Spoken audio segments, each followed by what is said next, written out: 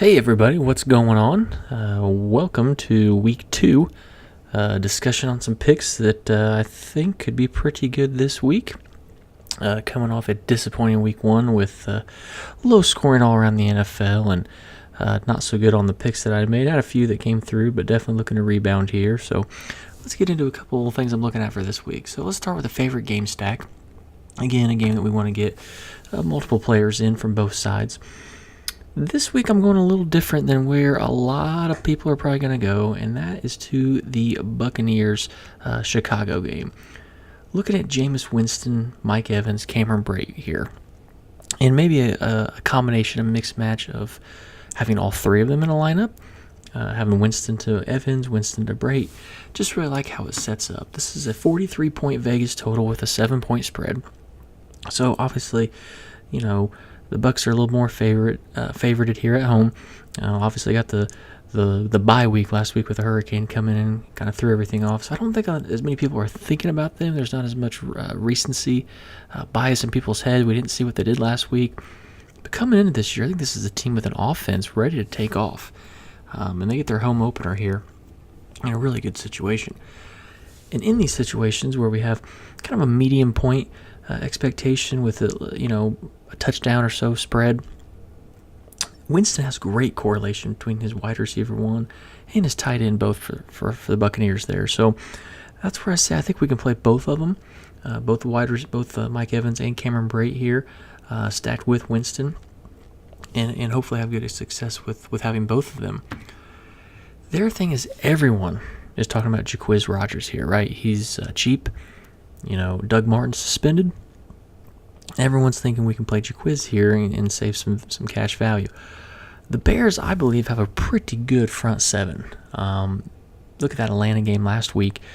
Devontae Freeman got a touchdown, but it wasn't like they dominated the Bears. I think everyone's sleeping on the Bears a little bit. I think they're slightly better than what people are giving them credit for, especially on defense. So they're kind of a funnel defense, meaning they can stop the run, but they can't stop the pass. I think the pass is where people are going to be able to beat the Bears. So if everyone's playing Jacquizz here to try to get some of that equity, and he strikes out against this Bears defense, here's where I think we can gain that value. Now coming back, Winston's opponent in these situations, his wide receiver 2 opponent on his opponent's team, also has a really good correlation with him. So if he does well, a lot of times that wide receiver 2 is doing well. So my pick there for the Bears is actually Tariq Cohen.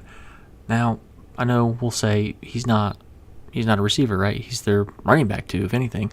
And that is very true. However, I would say last week Cohen had 12 targets. 12 targets. Going into the game, Mortensen on ESPN had said that the Bears really liked this kid. He was kind of a long shot, and he went crazy. He had a great game. Won some people some GPPs. Nobody was on him. Now he's going to be higher owned this week. However, who else do the Bears really have at receiver right now? Kevin White, now out for the year. Already lost Cam Meredith. I mean, they're stringing together people off the street from the YMCA. I don't know what they're going to do at receiver. Here's a guy who got 12 targets. He can work probably on the field at the same time with Jordan Howard. They're more their power back, and gives the Bears some kind of offense. Now, again, I'm not expecting this Bears team to go crazy, but this is a guy that I think could take over some of these targets and have a good game. So let's talk about a running back with some upside. Looking at James White here for the Patriots. This game is really crazy. The highest Vegas total on the slate with 55.5 points expected and a 6-point spread. We're here in New Orleans. This is a slam spot, right? I mean, the quarterbacks, the receivers, the tight ends on both sides are all going to be really highly owned. I mean, I would expect this to be a complete shootout playing in New Orleans, which that stadium historically just has lots of numbers for both sides. Patriots coming off of a loss. I mean, they're ready to roll. Plus, they opened the season, so they've had an extended time to prepare. I'm sure Belichick's been pleasant in all those meetings. This is shaping up to be a great spot for all players involved. But I don't know that everyone's thinking about a James White. I think he's a pivot in tournaments, to get exposure to the game but not be on the same players. I love Gronk in this game. Brandon Cooks, he's coming back to New Orleans for the first time. there's a narrative there that, maybe he has a big game. On the other side, Breeze is always good. Michael Thomas, Kobe Fleener there too. A lot of good plays on both sides in this game. But let's go to a James White here who did have 10 carries. Let's not just think he did nothing last week. He had 10 carries and 5 targets. It's not like the Patriots didn't get him involved. He's still the hero from the Super Bowl. Dude can catch a lot of passes out of the backfield. And I don't know that there's going to be a lot of Patriots get down to the one and Rex Burkhead, knocks it in like he did last week. I think we're flying up and down the field. We're going no huddle. We need a guy we can trust, a guy that can, catch passes out of the backfield, possibly score.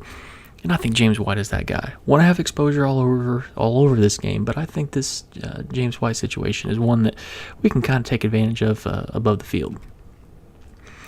Now, speaking of must-have game exposure, this is just kind of a weird week because we have some of those high-powered offenses going against each other, and that's that's no difference here in the Green Bay versus Atlanta game. I mean, this is, again, just a smash spot for offense. We got a 54-point Vegas total with only a 3-point spread. I mean, they're expecting this thing to just go wild up and down the field. I think both offenses were a little disappointed themselves last week, and both these defenses are exploitable. I mean, going up against these high-powered offenses on either side, it's just going to be going up and down the field. I think all receivers are on the board here for both teams. Last week I was on Rodgers to Devontae. I'd say that's still a good stack, a good play. Jordy, obviously Randall Cobb got targeted quite a bit last week. He's on the board. And on Atlanta, to me, it's going to be Julio Jones. But I would say this is a true Sunday night hammer game. And what do I mean by that? Well, if you're playing all day on Sunday and you're watching, hey, how much money am I winning on DraftKings? I'm doing pretty well going into the Sunday night game. Yeah, you may look like you're doing pretty well. It's because there's going to be so many players that a lot of people are exposed to on this game that if this game starts to shoot out like this, your winnings are just going to continue to fall because we got this Sunday night hammer coming in. You want to have players on this slate, on this game, so you can come in and just hammer that score at the end to try to chase the leader instead of being the leader trying to hold on. So it's just a good game to be able to sweat that way. And like I said, Julio's probably the best play here simply because last year when he was held under 70 yards in a game, which he was this last week versus Chicago, in the next game following, every single game last year, he had an average of 7.6 catches, 144 yards, and 0.83 touchdowns. Really, he only had one game where he didn't score a touchdown. So just comes back and smashes. The coaches have been talking all summer about how they want to get Julio Jones more involved in the red zone. Did not get that accomplished in game one. Again, he came back many times last year and just smashed. I don't see why he couldn't do it again here against Green Bay in a defense that was very low, almost dead last in the league on points given up to receivers. It's a great spot all around. So that's some of the exposure I want to have there. So like I said, that's it, guys. It's a little bit easier of a week this week with some chalkier plays. Got a couple pivots here I'm going to go to, but hopefully everyone has good success in week 2.